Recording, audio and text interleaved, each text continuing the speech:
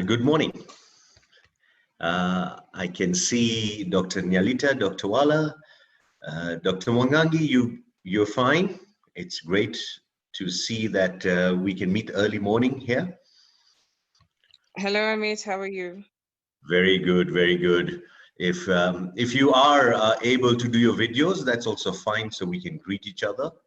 But if you want to keep it on silent viewing, that's also fine. So it's yeah, I guess everybody's getting used to Zoom and learning a lot of that. So Mercy, do you use a lot of Zoom or you use other platforms at the ministry? So many platforms. I think after this, I'll design my own platform. You'll become an expert in this platform utilization, but the ones that we use in private sector commonly is Zoom. Quite a bit of us are using Zoom.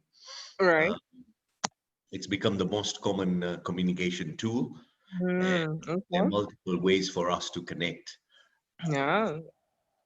I recently learned you can do Google Hangouts, you can do WebEx Teams, you can do Microsoft Teams. It's all these little platforms all over the place.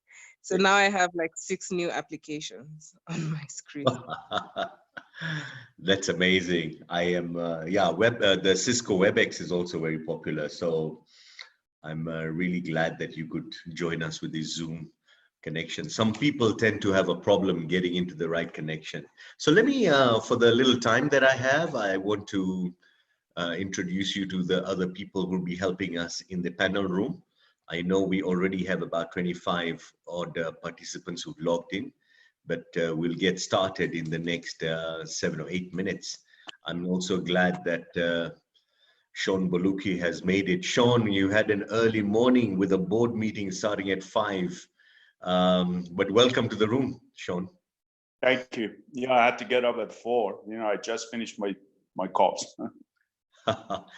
Yeah, odd hours, odd timing, I can imagine. So I don't know whether, have you met Mercy in the course of work in the last few weeks or a year?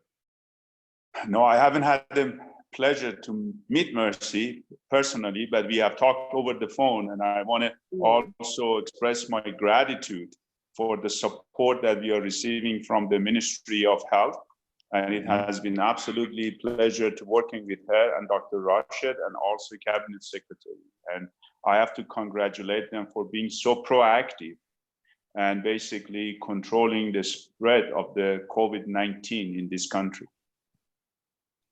Thank you, Sean. Excellent. And this is a great opportunity. At least you're meeting on Zoom. Yes. I will try to set up a meeting and go and personally meet with her, because I have had the pleasure meeting Dr. Rashid. But you know what? These days, everything is crazy. We are trying to all react to the situation as it evolves. Exactly. Absolutely. Excellent. Let me also introduce to you one of the key supporting partners we have, that's called BCG, and representing BCG Boston Consulting Group is Cici Pan. Cici is with us in the room. If you can greet both our panelists. Hi, Sean. Hi, Dr. Mercy. It's really lovely to meet you over the phone. Thank you. Nice to meet you, Cici. Yeah, Cici, where are you right now? Are you in Canada? I'm still in Edmonton, Canada, just being a bit close to my parents, but it seems like I'll be stuck here for a little longer before I can return to Kenya. And did just want to commend the work I've seen coming out of Dr. Mercy's group. And Sean, this is more just a personal note, but I had a really bad torn ligament last year and was in a boot for 3 months. And actually it was Aga Khan that was able to get me that boot and to get me the care that I need. So I'm always very appreciative. There you go. I'm sorry to hear that, but I'm glad that we have been able to meet your expectations. There you go. Good testimony. Absolutely. Let me ask Dr. Elizabeth Wala to send her greetings. She's also in the room. Morning, how are you? I'm the Vice Chair of Kenya Healthcare Federation, and lovely to have you guys on board today. Excellent. And Dr. Anastasia Nyalita? Hi, Mercy. We spoke earlier, and yes, we are fully engaged. And thank you for the beautiful job you're doing to help us with on COVID-19, among others. And Sean, I think we've only communicated on email during the East African Healthcare Conference last year. And yes, it's a pleasure to meet you on phone. Thank you. Thank you. Very kind of you. So and Leah, are you able to unmute? If you can give your greetings. Leah has also been coordinating a lot of work for us at the KHF. The run of the show, Mercy and Sean will be literally, I'll start with introducing both of you. And one of the questions I'll pose is, what's really keeping you busy right now?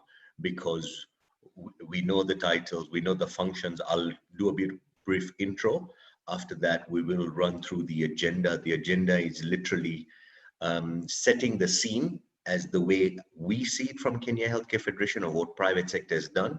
I'll take about 7 to 8 minutes for that. And then we will jump straight into a discussion and a dialogue. And that dialogue will open up literally with the private sector lens and a public sector lens, because the two of you are outstanding in each one of those sectors. And so that's how we will go into a dialogue and discussion based on the current situation. And after that, we will go into the quick question answer session, and the team in the room will field the questions and pose them to you. And we will try and finish this within the hour. We've got about 40 participants logged in so far. And as more come in, we'll begin. Does that flow sound reasonable to you? Absolutely. Sure, it does. Let me share my screen.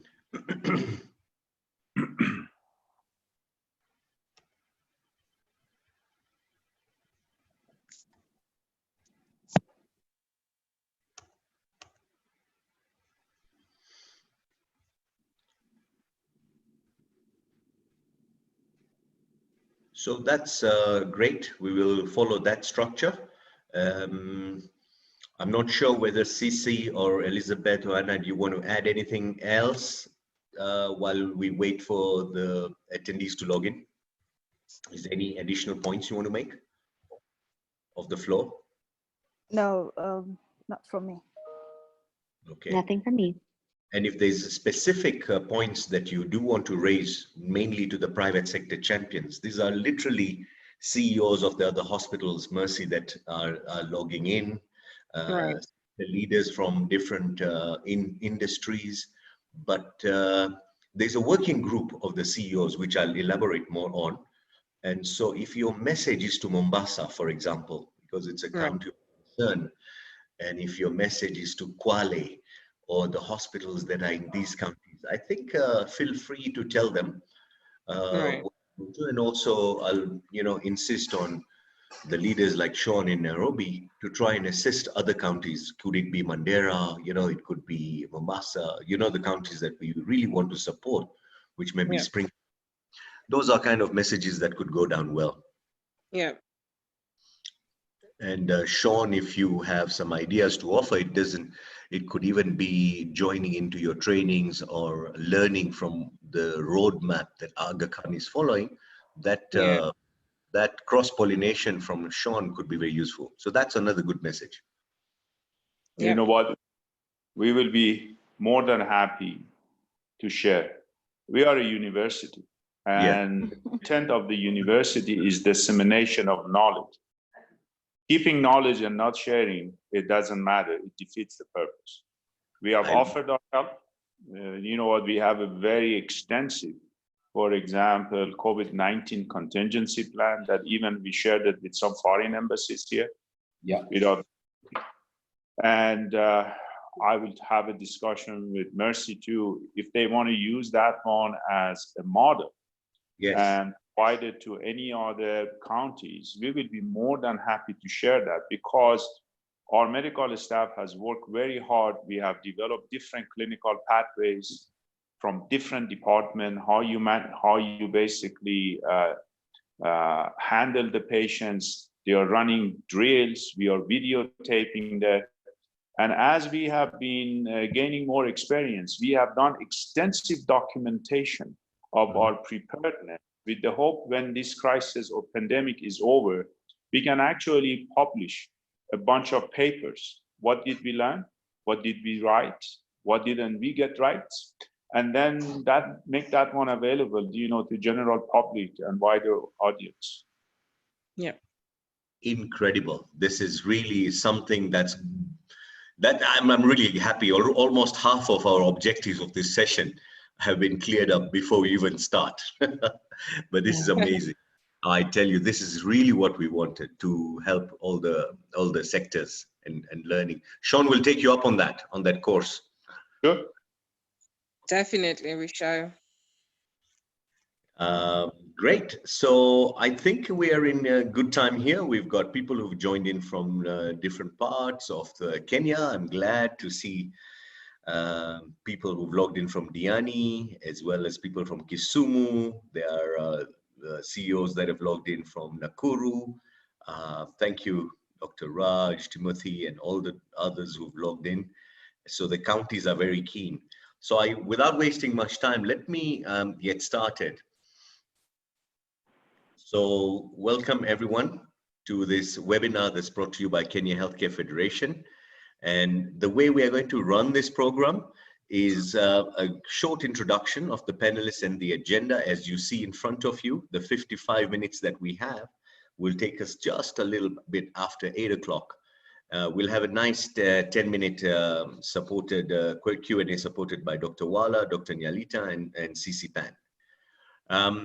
I'd really like the two panelists to send out greetings to the attendees that have joined in, and just tell us what's keeping you really busy in a minute, and then we will jump into our presentation. I'll start with Dr. Mercy Mwangangi, because one thing before we start is these are two extraordinary leaders who have done an amazing work, one from the public sector and one from the private sector, like many of you who have joined in today who are busy, and I think COVID-19 is taking a lot of our time. But I do want to single out Dr. Mercy Mwangangi, who is the CS. Those of you who've joined us from outside Kenya, CS stands for the Cabinet Administrative Secretary. In your countries, you might refer to them as the State Minister.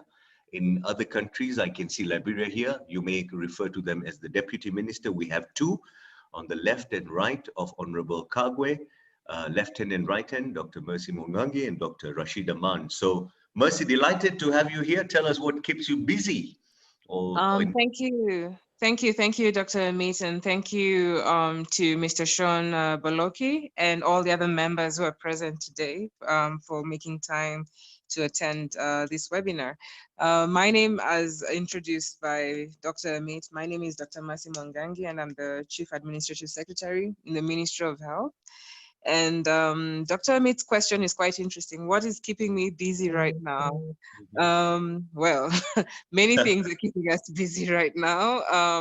Of course, with regard to COVID-19 response, the most, should I say, pressing issue on the table remains improving and enhancing our testing capacity and strengthening our surveillance systems. And as at last night, midnight, trying to determine what a new normal would look like, both for this webinar, but also for the country, trying to figure out what would the next steps look like, especially as we come to the end of some of the containment measures we've been putting in place. So thank you, Amit. Thank you so much for spending this morning time with us. I hope you all have a nice cup of tea or something in your hands so that you can be with us through the session. Sean is the CEO of Aga Khan University Hospital. All of you know this prestigious university hospital. Sean's been leading it for a couple of years now. Sean, welcome. What keeps you busy? Thank you, Amit. Thank you. I would like to greet all my colleagues, those that I see and those that I don't see. You know what? That's a very interesting question. In the board meeting, actually, they asked me the question, what keeps you awake? And I told them, you know what? I actually sleep like a baby. I wake up every 2 hours and cry. The issue, what keeps me busy? You know what?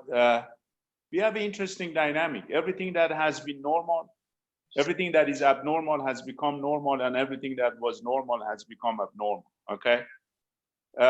What keeps us busy is this changing dynamic that you have to constantly be on your feet, think, and how you respond to them, because the amount of knowledge that we are having is changing rapidly. You get a lot of conflicting information, and the whole medical community is going through a journey of discovery, how to handle these things. Therefore, the management style has to become a situational management. How do you respond to each situation, and how do you basically tap to a collective intelligence of the organization that everybody can get on board and help? That's the way I look at it, and that's the way I see it. Absolutely, and I know exactly, and I believe many people in their own ways who've logged in are facing these management challenges and the new normal of thinking on their feet. So let me jump into our conversation. Thank you both, Mercy and Sean, for spending this time. Let me tell you a little bit about what we've done as private sector, and then give you a little bit of the setting the stage and open it up for discussions. As you know, we are the Health Sector Board of KEPSA. Those of you who may not have seen this, and on your screen, you can see the relationship between how the private sector is working with the Ministry of Health. This actually is not new, and Mercy will tell you, we've been having the presidential roundtables and ministerial stakeholder forum, and the advantage we have in Kenya with the public-private partnership is we're just strengthening what we created for the last 14 years. And this is an envy to many countries around us in East Africa and the rest of the world, to be honest. When we document how we work together, this could be a global story of how we have great trust. Look at the webinar, for example, today.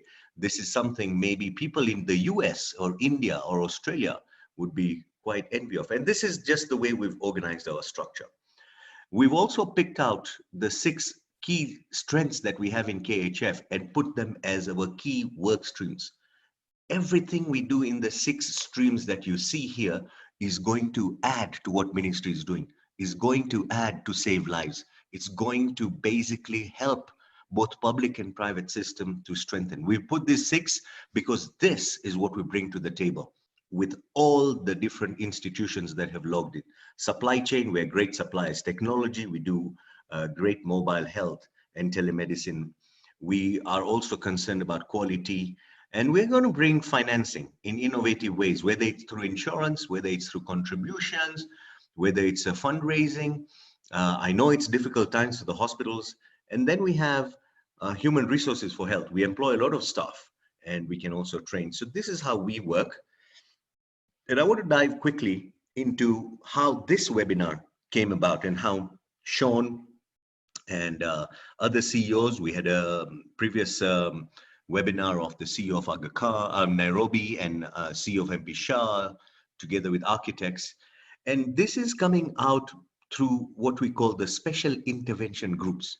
These special intervention groups, Mercy, is the first wave of the private sector work in Kenya. This is before we see the surge and before we have huge cases. We are putting the foundations of cooperation and working together. And you can see the 6 working groups on the left. And it also tells you the kind of members who are in that group. And it tells you the priority activities and the support that we need. I wouldn't like to go through all of them. And I know, Mercy, you are deeply involved with us at the infrastructure one. You actually kicked us off with the members, and we have started working with a lot of the architects, the KHPOA, KMDC, COG. The architects have come up with the 5 perfect groups to help both rural and urban hospitals in a setting in Kenya, both public and private. So we'll present that to you in the next few days. And there are some interesting ideas. The one that has brought Sean and the other CEOs who have logged in is the first group, where we are busy doing hospital preparedness collaboration. And like I spoke to Sean earlier, I would like the larger private hospitals to adopt a hospital mentorship program where each large hospital can help other hospitals. So Nairobi Hospital can work with some of your hospitals, Mercy, within its vicinity. And so can the larger hospitals. So that cross collaboration will help strengthen, because we have something to offer. Not everything has to be financial. Let the money piece be handled by Treasury and COVID. In healthcare, I think we are more like the people who receive the funds. It'd be difficult for us to give. What we need from you is a communication portal where we can provide this communication to most of the CEOs very easily. Somehow they should know everything that's going on, and we can help you with that. The protocols in creating an isolation ward, how to protect staff. You've got so much material. You're doing great work in communication. Give it to us so we can transfer it to them. Then the training of hospital CEOs and healthcare workers, I think we need to start something, Sean, ourselves, so that we empower the hospital CEOs across Kenya. I have put PPEs and testing kits, Mercy. It's a big issue. I know it's an issue for you as well. We have to somehow look at how to protect our health workers, both in public and private. We are buying our own PPEs, and every person who's logged in will tell you that the bill is high. And though the CS doesn't want us to charge, it's difficult to buy something at 5,000, 10,000, and you use 100,000 shillings a month or a day. You have to charge to your patient. And then finally, the rapid response. I think the private sector is also really wants a quick response from the rapid response. So if we have a suspect case and we make a call, I hope we can increase the teams. Why don't we also help you in increasing your rapid response teams? We can give you another, say, 50 or 80 or 100 team members as lab technicians. So this is generally how we work that I wanted to share with you. I can come to that. Yeah, but at least this helps you, Mercy. Yes, it does. It does. It does give a good view of what's going on. Right. The people who've logged in and the part of this group are in front of you. We've brought in some of your CEOs from KNH, KU, MTRH, Coast General. As you can see, we just picked a few because this was literally the group that we want to work with first, but more will come in. If you look at the hospitals from Nairobi and Mombasa, they're all here.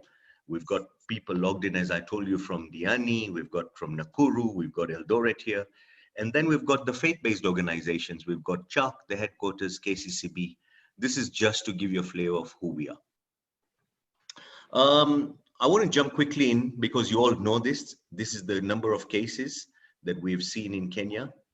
I want to flag here because I want to congratulate Kenya for the test, but we should do more. South Africa has done 126,000. We've done 15,000.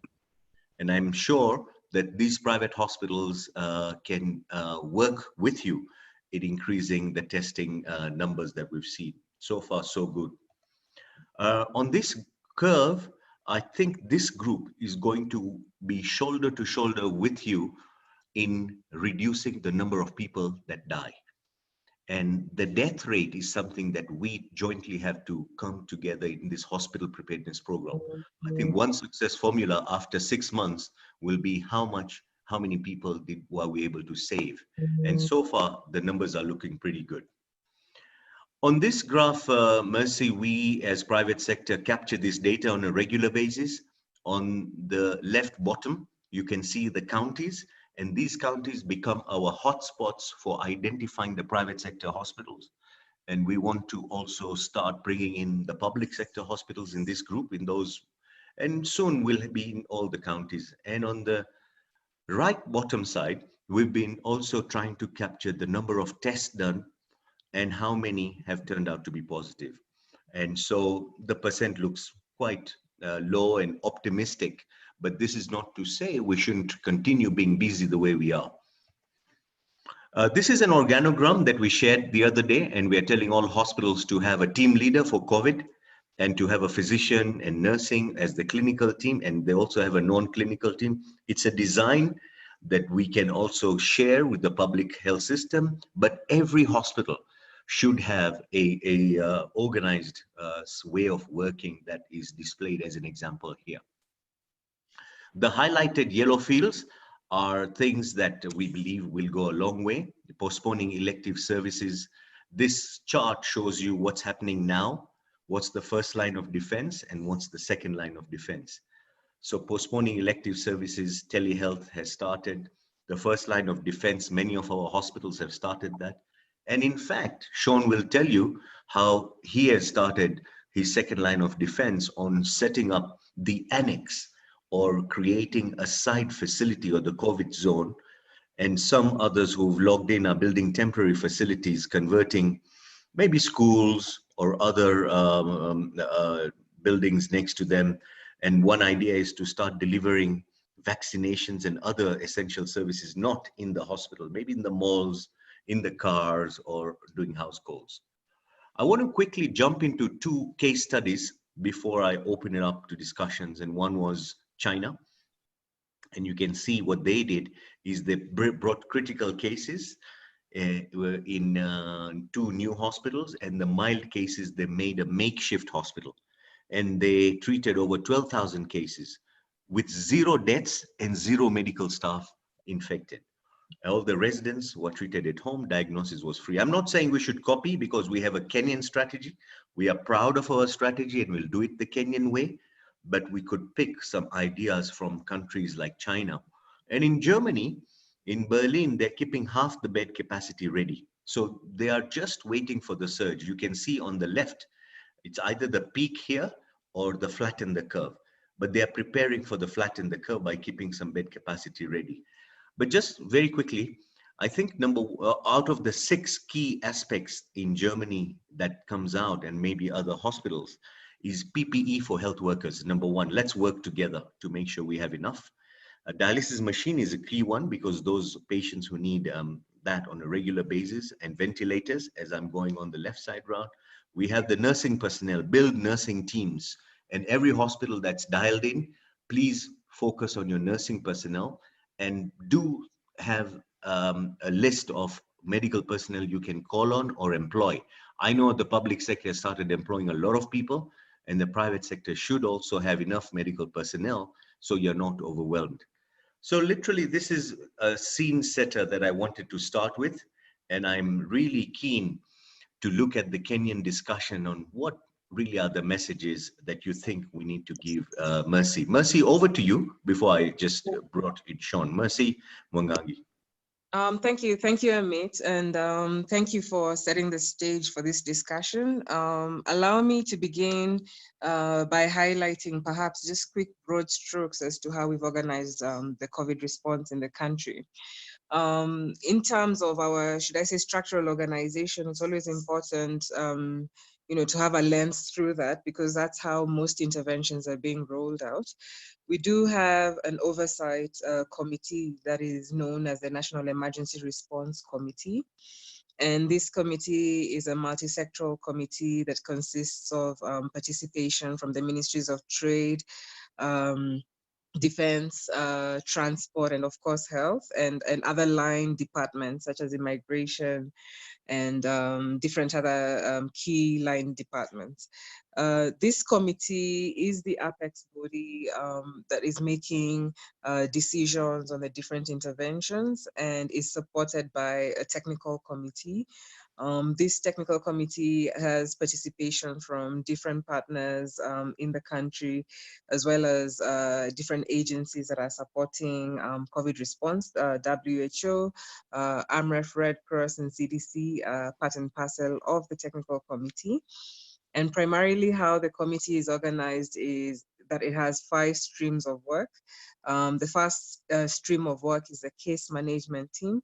And this is the team that is defining the protocols that we are utilizing in terms of case management. To date, the team has developed 18 protocols, and the team primarily enjoys expertise from the University of Nairobi, as well as membership from the Infectious Diseases Unit and Association. and of course then Ministry of Health officials. Our 18 protocols primarily are the ones that are guiding some of the key interventions that are being rolled out, particularly case management and management of mild, moderate, and severe cases of COVID-19 are guided by guidelines that are available. We shall share them with you if you've not come across them already.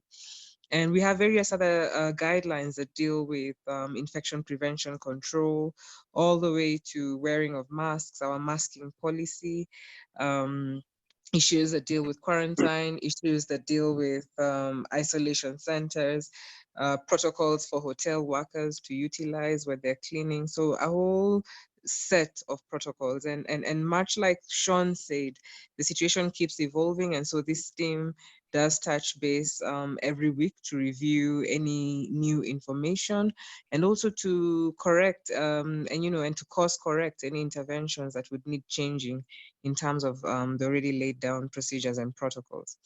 We then have a team that's dealing with testing and diagnostics, and this team is nested primarily in our National Influenza Center. And this team perhaps is a team that is primarily dealing with activating and ensuring our 10 laboratories, including the private sector laboratories, are participating in testing.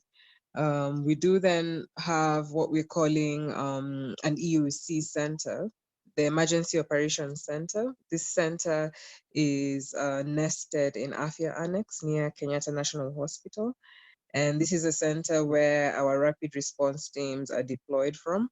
The center right now is enjoying a lot of collaboration from WHO, who have actually posted officers who are supporting the ministerial officers there. And this center responds primarily to alerts from Nairobi and coordinates with county departments of health to ensure that there's also response to alerts from the different counties. We then do have a team that is looking at communications, particularly risk communication in this pandemic. And this is the team that is churning out much of the communication messaging that you've seen. Again, it's a collaborative team working with the Ministry of Interior and working with industry players, particularly those involved in hygiene and sanitation products, to run some communication and messaging. And then, of course, we have a resource mobilization team that is able to have a scopic review of incoming resources and then to ensure that they are distributed and, availed appropriately and in a rational manner. We do have many sub-teams underneath there. We do have, especially because Amit, you've mentioned capacity building, we do have a capacity building team. And this team, again, is multi-sectoral and collaborative. It has to date developed different online module trainings. As you're aware, it may be difficult to have our normal training mechanisms where we converge together in a workshop type of setting. And so this team is rolling out some online modules. And there's been fair progress, but a lot of learnings as to how we need to adapt towards ensuring that capacity building continues on. And they are coordinating, of course, with county teams. We do also have a special team that became necessary to set up, which is, I'd call it a county monitoring and departmental team, where all the counties are coming together to review their different progress and to discuss different issues that deal with their capacities in terms of isolation and quarantine centers, and also very interesting highlights that are emerging in terms of regional cooperation amongst counties, and the realization that prudent use of resource may require perhaps a more regional approach than a county approach. And I think I'll be sharing those more as the discussion continues today. So far, that's how we are organized. And of course, we do have good assistance and collaboration with other teams. You're all aware of the COVID emergency fund directly under the Ministry of Finance, Treasury. And of course, we do also have a multi-agency team in the Ministry of Interior that is supporting us with contact tracing. If I was asked, just a quick snapshot of how we are, 42 days into the response, I would say, much like Sean said, it's a learning experience, a lot of thinking and walking and chewing gum at the same time, and a lot of, should I say, course correction as you move forward, and of course, a lot of uncertainty. With regards to the gains we've made, primarily, I would feel concerning the PPP, the protective, the PPE issue that has come up. I think we're at a better place than where we were when we did start this response. And there's key lessons that we've learned there. Perhaps beginning with the public sector, we did have challenges initially, challenges that have made us question levels of preparedness in terms of ensuring that all our healthcare workers have the correct gear that they need, but also very important lessons that are emerging on perhaps how we have normally conducted our infection prevention and control procedures, even away from pandemics. And so there's been great learnings there, and I'm happy to say, as it stands now, in terms of the pipeline of PPEs, we do have at least 100,000 kits that should be in country if they're not already in country. And so the situation is bound to get better. But as you're all aware, the pandemic requires to be addressed holistically. And I think this is an issue that we'll also discuss in the call. There are discussions at the NERC to see how we can have some form of special purpose vehicle that's excuse me, that allows for contracting of the private sector in terms of ensuring that you also enjoy economic of scale in the purchase of these PPEs. And this is an issue that's under deliberation to try and get the best configuration of how this would look like. And I think that's probably a matter of great interest to all the CEOs who are on this call. Absolutely. If the cost comes down, we'd be more than happy. Right. With regard also to perhaps healthcare workers, as you're aware, as a country, we are continuously on the journey of trying to ensure we have the right capacities. For us, the biggest light perhaps has been, having a reflection on the MESS project, which I'm sure most members on this call, at least from Kenya, would be aware that we did run a managed equipment scheme service. And we've been running it actually for the last 6 years or so. And there was heavy investment in terms of critical care services. But it's now becoming emergent that, future resourcing should include, a good view as well at increasing human resource capacities. And especially now in the age of COVID-19, where there's need to have a good surge capacity of critical care, it's become very necessary for us to evaluate both elements of care. And I'm sure you're all aware, as a public health system, there tends to be a heavy focus on primary health care.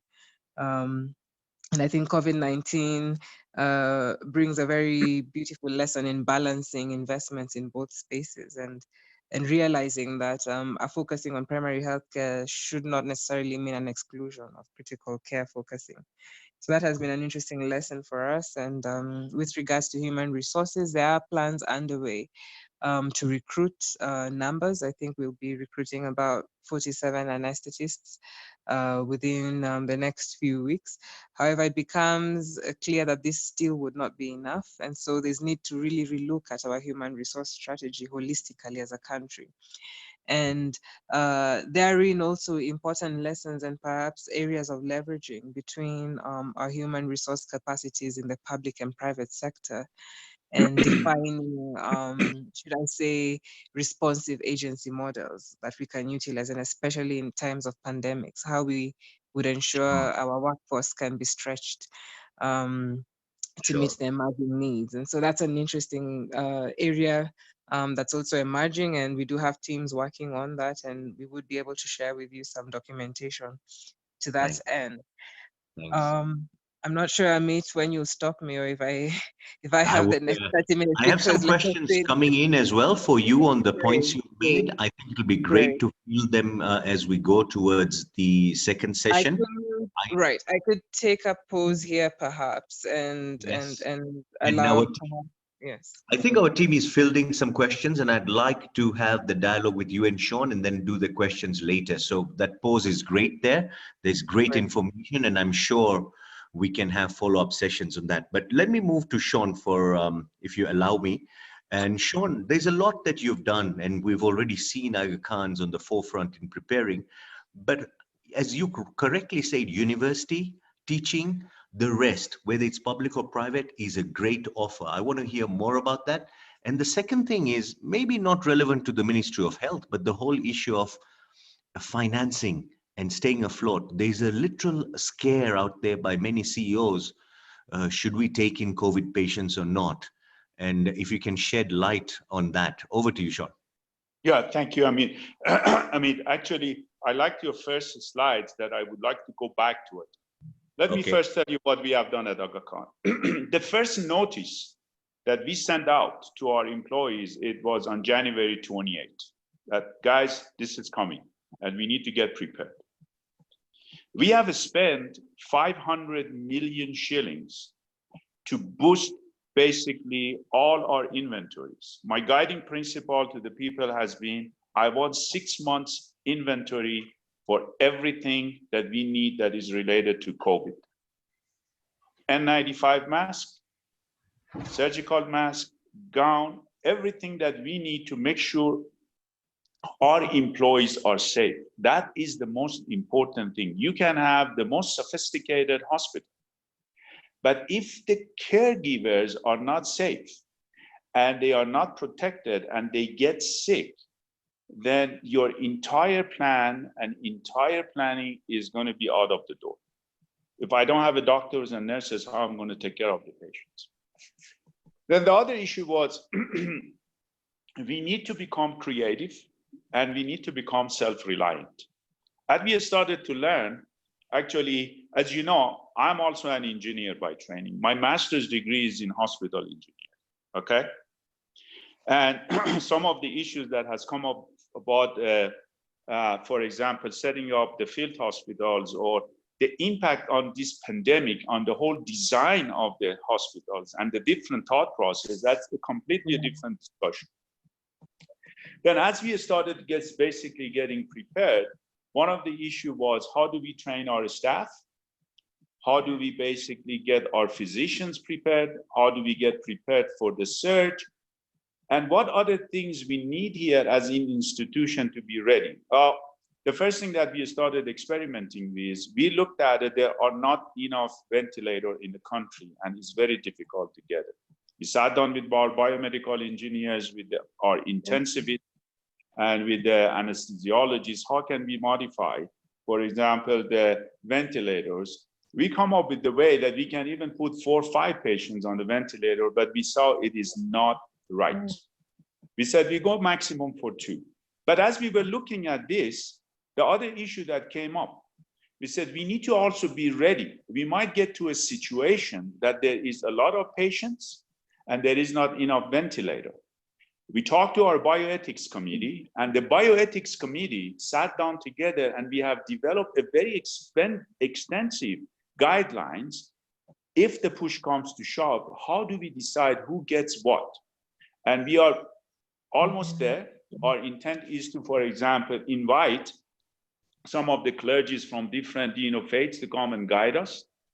Then the other issue was we were trying to get the equipment from a country without naming it that helps with the use of ultraviolet to disinfect the rooms. And they just said, we will not sell it to Africa. I said, you know what, no problem. We have already developed with the engineering department 3 prototypes, and we are doing the last one.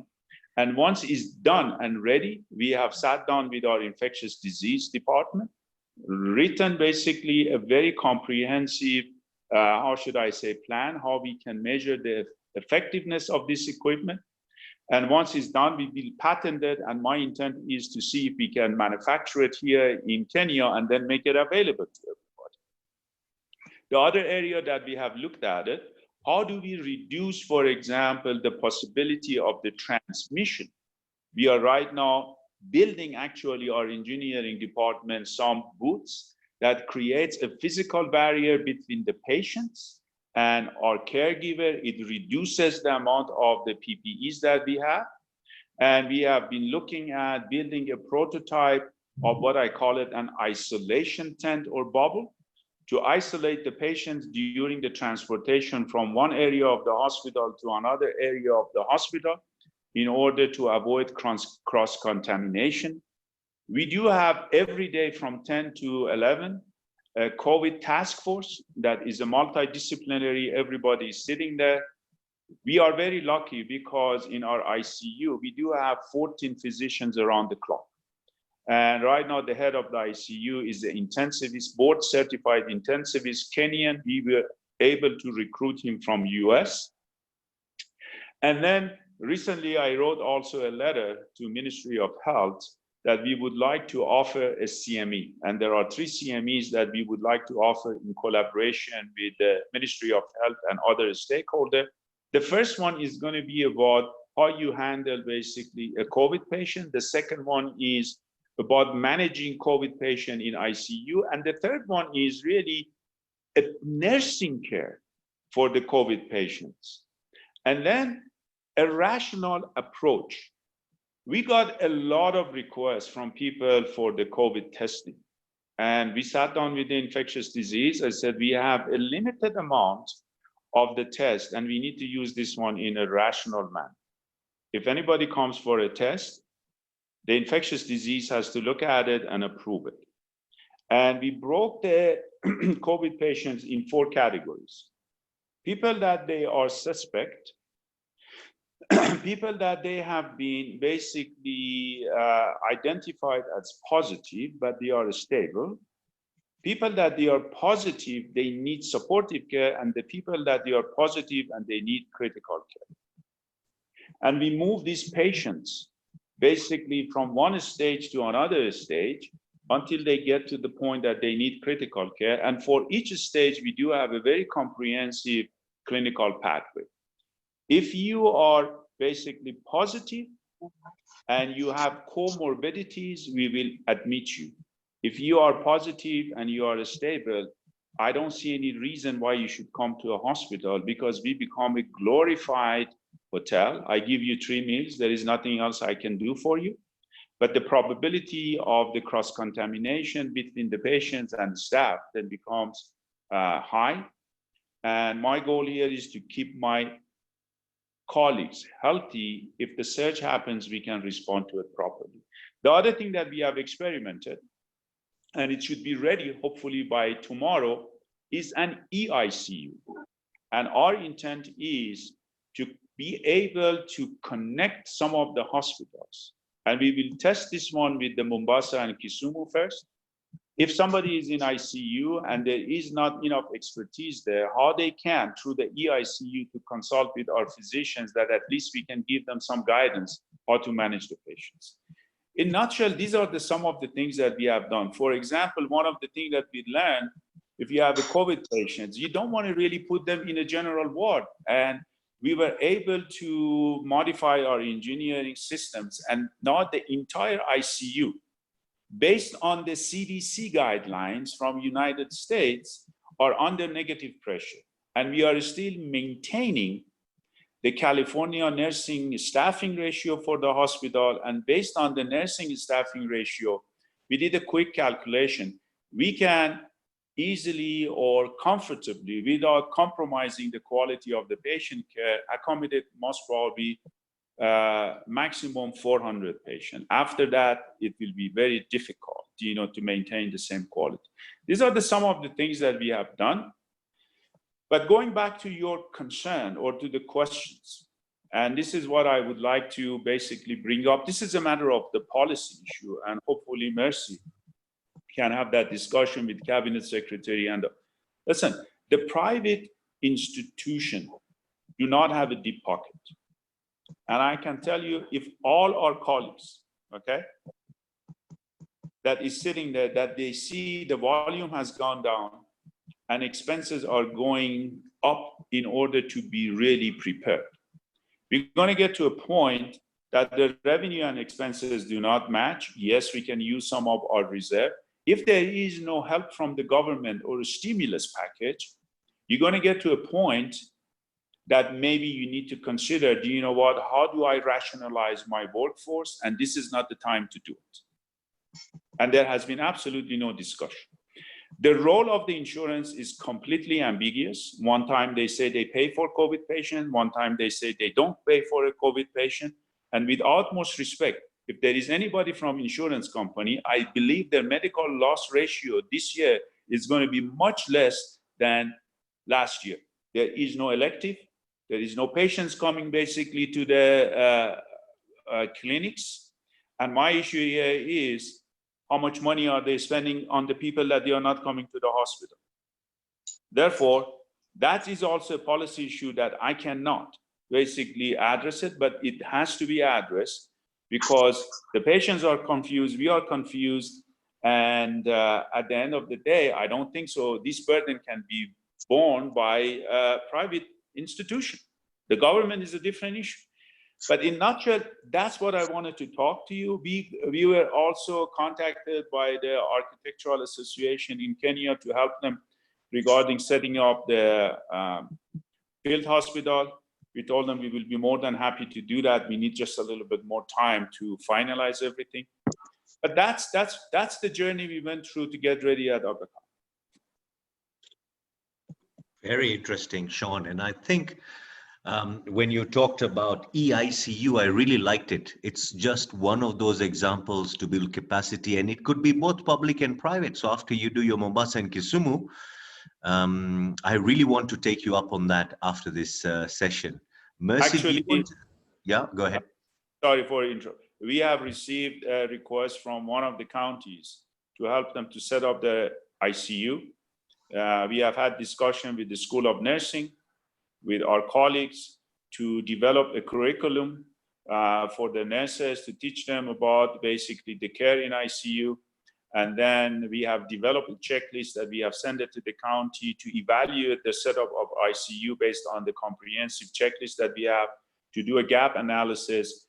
And then this initiative that we are taking, if it's successful, yes, then we will be more than happy basically to offer it in a very, how should I say, thoughtful manner to other colleagues and the other organization. But one of the areas that we are just a little bit nervous, we have a limited capacity. I have 14 physicians. If we open it and everybody wants to come to us regarding this EICU, then we might not be able to do a quality job. We will be doing quantity job. Therefore, I'm more than happy to. So maybe we can give, maybe we can give you people to train. So yours can be trainer of trainers. We have put together about 1,000 personnel who seem to have some intensive care surveys. They're not up to the quality. So we can take this up offline, Sean. But Mercy, here is another idea what private sector is doing. You know, not everything is about putting in money into the Kenyan COVID fund. The healthcare industry that you see here in front of you is spending a lot of money. You heard 500 million. Every hospital who's dialed in has spent a lot. It may not be cash in kitty, but we're contributing a lot. Over to you, Mercy, for a few comments before we turn it over to questions. Right. Thank you. Thank you, Sean. Very good highlights there and information that is quite useful. If I could just begin with the last point on the capacity building initiative. Thank you, Sean, for reaching out to the Ministry and the CMEs. This is quite useful. Amit and Sean, I'd be keen to see how this initiative on capacity building can also perhaps extend to, should I say, perhaps more experienced senior medical officers who've been in the field and who perhaps can have a crash course of sorts in intensive care. You do appreciate that despite all our best intentions, we may not be able to get all the ICU critical care personnel that we require. And because of this, we therefore need to adopt a bit more innovative approaches to sort of look at the resources that we have in place and to see how do we run a quick, appraisal of the key skills that this personnel would need, how to intubate and the key, should I say, intensive monitoring procedures in an ICU setup. So this is something that the Ministry of Health would definitely like to engage with yourselves to see how we can have that, you know, let's say semi-skilled but still useful surge capacity in terms of our SMOs who are in the fields, especially in the county hospitals away from Nairobi. Let's take this up. Definitely, Right. it's something that we can work on. Right. Now, Sean has brought about very useful considerations that are under discussion at the NERC. If I could begin perhaps with the issue of insurance. Indeed, the area of insurance has been hazy. We have had discussions with private medical insurance industry players, and we've also had discussions with National Treasury. As Sean has said, I think especially in terms of the different industry players and the communication that they've sent out has been a little bit confusing with a lot of hot and cold messaging. So far, what we've done in the NERC is that the Ministry of Finance Treasury has been tasked, and I think within this week's NERC that should be coming on at the end of this week, has been tasked with presenting, should I say, a way forward with regards to insurance industry players, and we will be able to communicate with you those deliberations. Sean is very correct. Our preliminary analysis does show that loss ratios would not be as affected as they were perhaps in previous years, especially due to a large decline in elective cases and in utilization of those provisions. Right now, in terms of our discussion, perhaps the main, should I say, issue that is raised by the private medical industry players would be the issue of pandemics and some form of constraints while trying to tabulate risk in the case of pandemics. However, discussions with IRA, who is their regulator, and Treasury and the NERC are trying to come up with a midpoint view of how this would look like, bearing in mind all the considerations from all the parties involved. So after this week's NERC, we'll be able to share with yourselves a way forward on this issue. Interestingly, the same issue does apply to NHIF, although of course NHIF and some form of mandate in government would be able to have a leeway on that. And yesterday we did have a discussion with the board on the same issue. So towards the end of the week, we should be able to communicate with you a clear-cut position on this. Regarding the economic stimulus program, again, another issue that is under discussion. I'm sure yesterday you picked highlights and concerns from the president with regard to ensuring continuity in the economy and ensuring that there's a resurgence in the economy. And so again, through CS Yatani, there are reviews and considerations as to how a program such as this would look like. There are also perhaps what I'd call considerations as to how the country would perhaps live with Corona and how we would be able to rejig how we do things as a country to ensure the slump down in the economy is stopped and revived. We have had discussions on the different reserves. In fact, we do have lots of letters coming in from different private players who are expressing their concern in terms of their cash flows and need for a plan. We do have letters of facilities who've actually closed down. In fact, about 4 or 5 facilities, and especially in the counties where we know the distribution of facilities in some areas is not adequate, and therefore you need that private sector collaboration. So we are looking at these issues and perhaps looking at them at a very holistic, broad view in terms of trying to get the economy back on traction and trying to understand how we can actually live with Corona. This is a piece, again, that's being managed primarily in the Office of the President. And again, we would be able to share with you how this would look like. Mercy, if I may make a comment. Yes, please. Yes. I have some ideas that maybe if your schedule permits, I will come and have a meeting with you. But I think this is very crucial, if I may, Yes. please. Yes. In my hospital, I have 3,000 employees. Okay. Yes. I have residents, physicians, and so far I have kept them all on my payroll. Yes. And I have made a provisions, do you know what, how I can basically weather this situation for 3 months. Yes. But if assuming that we're going to live with this pandemic, we're going to open the economy.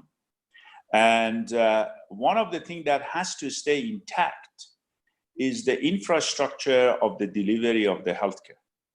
Therefore, if I get to a point that I say I'm running at the 50% capacity and I have 3,000 employees, but in order for me to really provide services for 50%, I need only 2,000. And then what should I do with the other 1,000? If for whatever reason I make a decision and then there is a surge, how do you really engage them back? Right. During the time, the most important thing is that the governments work with the private and basically all the public hospitals. How can we keep our infrastructure of the health services intact and in a creative way? And basically to make sure when the time comes that there is a need, we can respond appropriately. Right, right. And that's, I mean, Sean, that's a very valid concern. And to share an example, the same issue was actually raised, you know, by the hotel industry and the tourism industry as we look at living with corona. And that is actually an active piece of work that is taking place in the Office of the President. As we look at living with corona and how we can get back to our feet, a few people do have concerns, and especially as the experts guide us and inform us that it is possible that there could be a surge or, you know, a resurgence of this virus, especially once we open up our containment measures. Most people are asking us, what happens then? You know, how do you balance, you know, letting go and bringing on workers? And so, Sean, I will definitely meet you on this, and I would also perhaps introduce you also to the team that is working on this and approaching it from an economic lens as to how a resurgence should look like for Kenya. So we'll be able to take this offline. Thank Excellent. you. So this is one of the usefulnesses of bringing the networks together. Let's jump on to the questions. You both have been wonderful and sharing all the details. Let's hear what the attendees are asking. Dr. Wala, could you start with those questions that you have fielded? Yes, thank you very much indeed. This is a very engaging session. I have summarized your questions into the ones, I mean, into the best way possible. So we might not have time to address all of them. But there's a question for Dr. Mercy. You have quite a few. In terms of testing, people are asking, when are we expecting a surge? And if you can comment on when we will see mass testing. Then in terms of waste management, I think there's a concern about how we are disposing of our masks and other biohazards. There was a clip going around one of the public facilities where these things were found to be in the normal waste.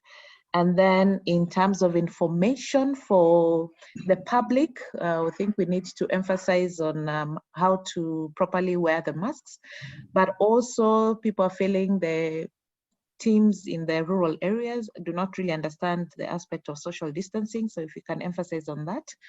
Again, on information, there is quite a number of queries on the protocols that you mentioned, how people can access that. There's another concern. That's a lot. So testing, masks, Yes. information. Are you still asking one more? Yes, let me ask one more, which is on supply chain. The PPEs, I think there's a concern whether we can have KEMSA purchasing for all facilities rather than just the public facilities and faith-based organizations in order to keep the cost down. Then I'll come to Dr. Sean. Okay, so let's start with Mercy and then we'll come to Sean. Mercy, four questions for you. Over to you. Right, right. Thank you, Sid. And in no particular order, and I was just going through the Q&A as well. I can see, a good comment from Raj Kapal, who says the WHO motto was test, test, test, and therefore we need to basically scale up our testing. And he asks, or she asks, why should we not be testing all patients with a high index of suspicion? Now, again, we've reiterated that indeed for us, and even in, should I say, closed door conversations, the biggest issue that we are discussing and what keeps us busy and awake is actually testing. We do appreciate that testing will enable us, one, to be able to take stock of our symptomatic patients, to be able to contain spread of the virus, and to be able even perhaps to return to what I call the new normal, living with corona. Taking a step back, perhaps just to highlight to members so far in terms of our epidemiological models, we currently have, I think, what I'd say 5 key models on the table. And our Director General, Dr. Amos, was able to share one of the models early on in the response, the model that spoke of 10,000 cases by the end of April. And that's one of the models. We have a team, and this is a varied team of different experts, some working in the University of Nairobi and others working in Kemri Wellcome Trust, and many other teams, in fact, also international teams, and McKinsey themselves as well, have all shared with us different iterations of models as to how our disease, would be able to evolve within the country. As government, it's important to note, and perhaps even the experts would concur, that inherently models serve to help you to be prepared and for you to be able to plan out your resources. And that the idea of it all is to ensure most of the times that you actually don't get to those numbers. Now, while saying that, it's important to note that in terms of our testing capacities, we definitely have not been able perhaps to leverage or get the most out of it. In country, as we speak today, I'm aware that we do have on average about 20,000 testing kits in the country. And in terms of our data that we've shared, other than the incoming reports through the night, as at yesterday, we did have about 296 cases with about 15,000 testing samples done so far. These numbers, especially with regard to the testing samples, are not numbers that we are extremely happy about. And of course, we've actually had a review. Just yesterday, we met under the WHO Afro banner with the regional director, Madame Mweti, and all countries, including South Africa, and the minister who was actually present in this meeting, were sharing their different capacities with regard to testing and the challenges that they're facing and how they were able to improve or scale up their testing. South Africa does, of course, deserve recognition for having run about 120,000 testing samples so far. One of the things that they shared with us is that they were able to quickly leverage on 2 elements. One, their dynamic private sector in South Africa, and 2, their HIV infrastructure that was quite widely distributed within the country. And as this discussion was ongoing, we did ask ourselves as Kenya, one, we actually do have very similar conditions with South Africa. We do have a robust HIV structure. So where exactly did we go wrong in terms of ensuring that we were testing enough people?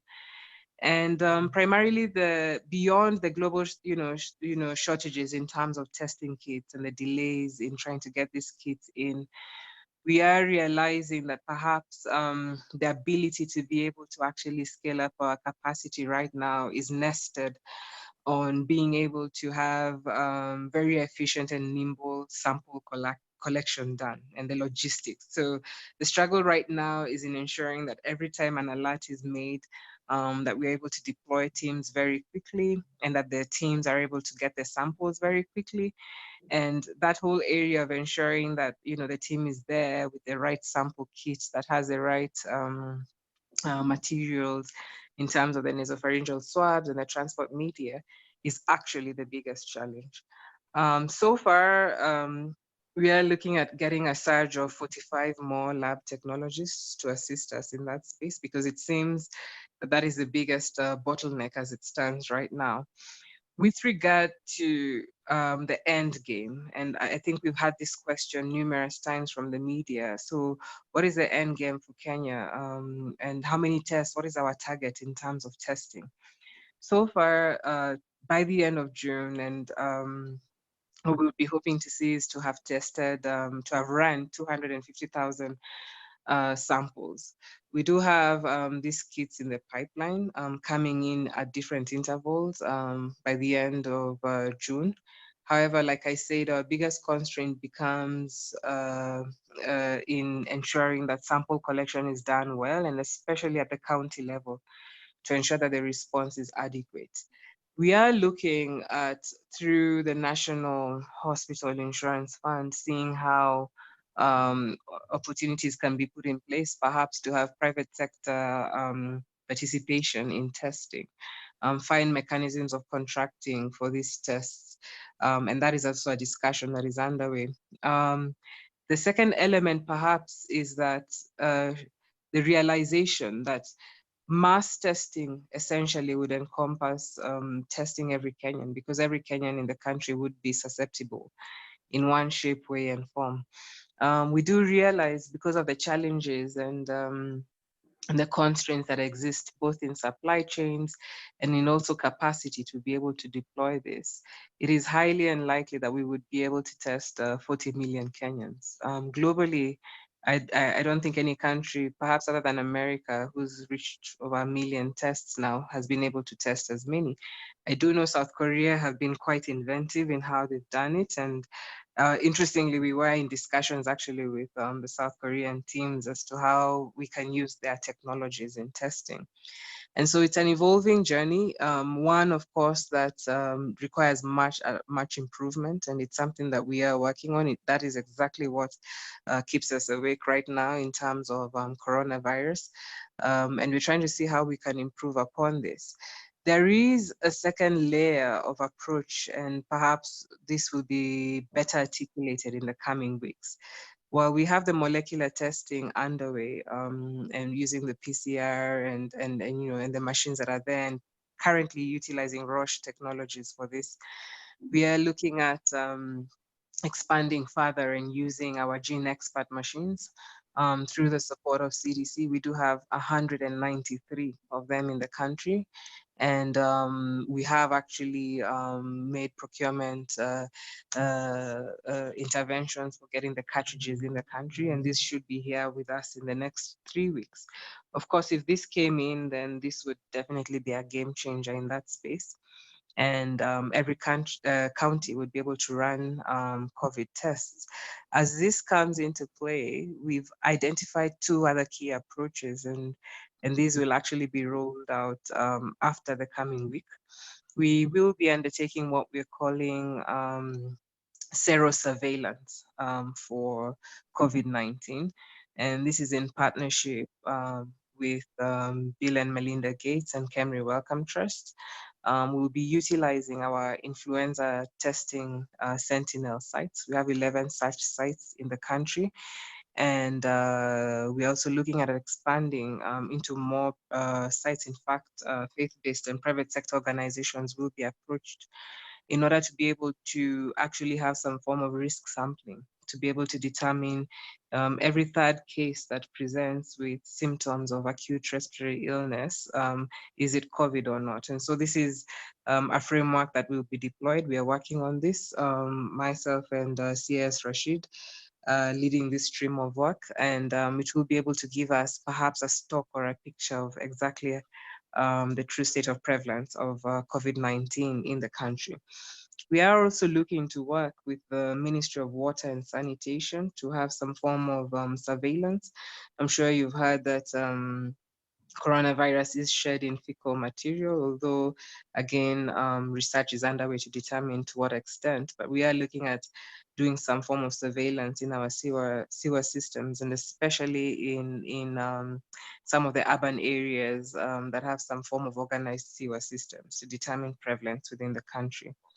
With regard to mass testing, I must say perhaps it might have been, should I say, a faux pas in calling our first strategy or our first phase of our strategy mass testing. And we are working in terms of communication to further define for Kenyans what it actually means.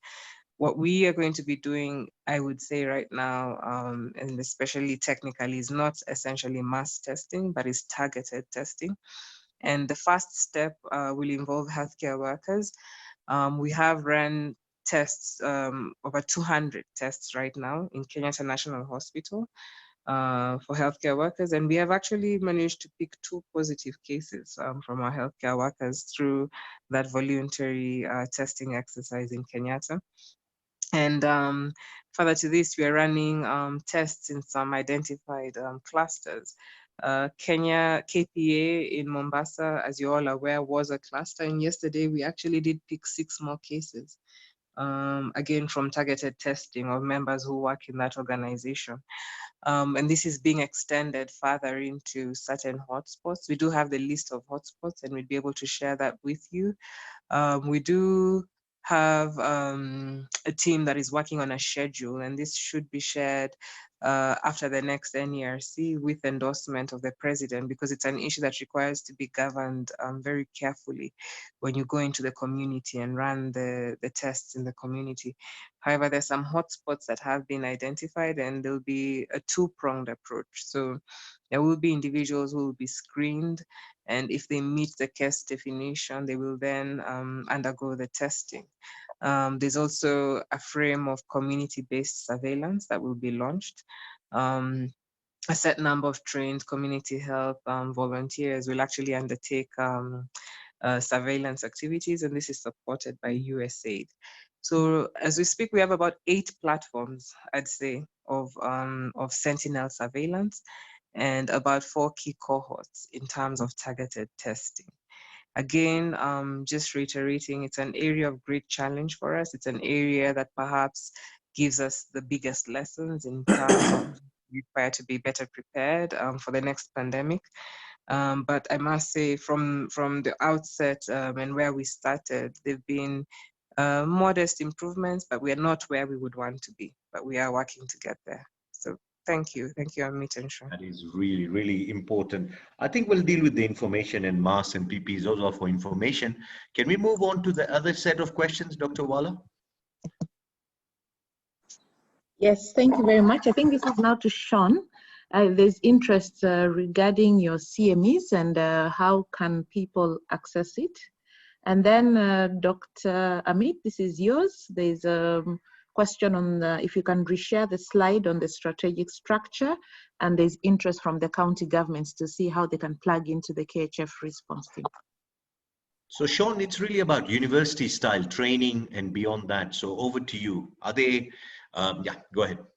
Thank you. As I mentioned, I just sent this letter 2 days ago, basically to Dr. Rashid, and I think I copied Marcy and I copied also the cabinet secretary. We want to work basically collaboratively with the Ministry of Health and also Kenya Medical and Dental Board and other relevant stakeholders. I think once we are ready and we have coordinated that, then we will be publicizing it. And then I assume maybe through Zoom. I mean, if you go to Zoom, you can get up to 2,000 people. We need to basically create the infrastructure. And then if people, they find it to be, how should I say, useful, we can work then with our colleagues, okay, with the University of Nairobi, with the Ministry of Health and our faculty, and develop series of the training basically for the, how should I say, healthcare provider at large. And then we have our School of Nursing. If we need to do a just-in-time training, that's also another possibility. Maybe when Marcy's schedule allows, I can go with her and with our chief, go to see her and the chief of staff and the dean of the School of Nursing, and then come up basically with the plan how soon we can start with these 3 CMEs. Fantastic. I think that would be so. CMEs, testing, collaboration. I think this is the real Kenyan strategy. Mercy, on behalf of the Kenyan public, the attendees, the health sector, keep up the good work. I just want to let you know that this is a marathon and not a sprint. So we hope that leaders like you and Sean do not burn out in the beginning, because we are in for a long haul. You have our support. You have the private sector and public sector working together. It's only then we can work and make sure that we save as many lives in Kenya. I would like to thank the attendees for spending some time. I would also like to thank the BCG team who's been working in the background. I can see Mills here. Mills, if you can say hello to the panelists and the attendees. Thank you for your time. Mills. Okay, and CC Pan is also with us on this session. So thank you, everybody. I think this would be a good time for us to say that we want to carry on the collaboration, and we want to just leave you with our contacts that you can see right here. We will share the information with you, not a problem. If you have any concerns, any questions, feel free to reach out on these numbers that you see in front of you or the emails that you see in front of you. But on behalf of all of us, before we say goodbye, I'd like both Mercy and Sean to give their parting shots. So let us begin with Mr. Sean Baluki from Aga Khan University Hospital. Sean, just parting shots from you as we wind up. Listen, the only thing that I want to tell my colleague, we are in this all together. Okay. Yeah. And what I have always believed, we need to take advantage of the collective intelligence and expertise that is available. We need to become complementary to each other. We need to give each other credit for areas that we do a good job, and in areas that we do have a deficiency, guide each other how we can do better. Okay. And this is the time that really, I believe, brings everything on the table. There is a reason for many of us to get into healthcare. And the reason we are in healthcare, we want to make a difference. And to make a difference, you need to always lead a purposeful life. I think the COVID pandemic, it has created a bigger purpose for us. How do we deal with it? How we do manage it without panicking? And ultimately, we're going to go through this. And hopefully when we are done, we are all stronger and wiser, and we can plan properly if, God forbids, there is another situation like this in the future. Thank you. Thank you so much, Sean. That really touches to the core of the why we are here as health workers. Dr. Mercy Mwangangi, parting shots from you. Right. Just in great concurrence with Sean, I recently came across a very useful quote that said, in this new age, the best type of innovation is collaboration, and nothing could be further from the truth, especially in our experience in the Ministry of Health in trying to respond to COVID. We've not done this alone. In fact, if anything, I think this is the one time the ministry has actually been quite open and to collaboration, and has really enjoyed very, very, very selfless collaboration from all players, including Amit himself here, who shares many tips and information that he comes across. And I thank you for that engagement, Amit. That has been very useful. Going forward, as a team and as a cohort who are in the private sector, I would challenge you to find a way or a mechanism of curating the lessons that you're learning here today, and moving with speed and haste to ensure that these learnings are actually, should I say, adapted into proper future interventions. I had, should I say, the pleasure or not pleasure of spending a whole day with Parliament. As you know, they do provide oversight to the Ministry of Health, and there are very many key questions that they asked us. One being, in the next pandemic, how shall we respond, and what are we learning from response in this current pandemic? How can we collaborate better? What are those amendments that are required in the Public Health Act to ensure that KEMSA can actually procure and provide services to the private sector?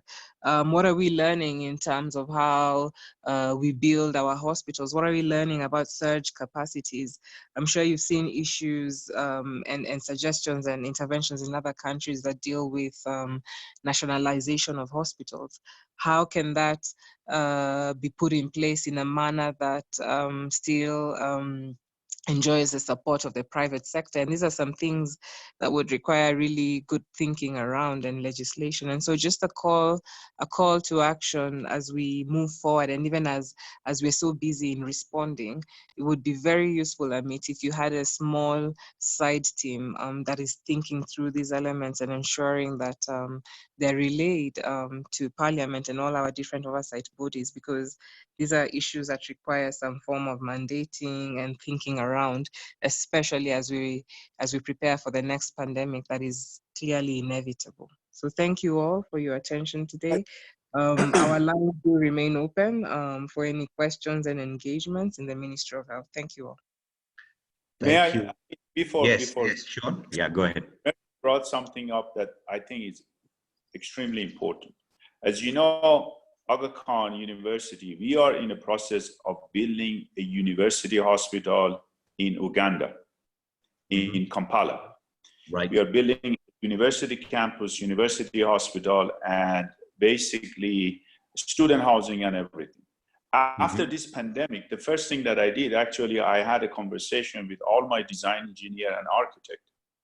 Based on what we are learning from COVID, we are changing some of our design to be able to deal with this type of pandemic that nobody really before had experience. Incredible. Completely changing the design in order to be able to take care of the future pandemic by looking at the mechanical system, basically separating public from the patients. But this is something that I think a seminar at the end of this learning, sharing the challenges in the public institution or private institution with the architect in Kenya, it can basically be used to develop some kind of a platform or the thinking group.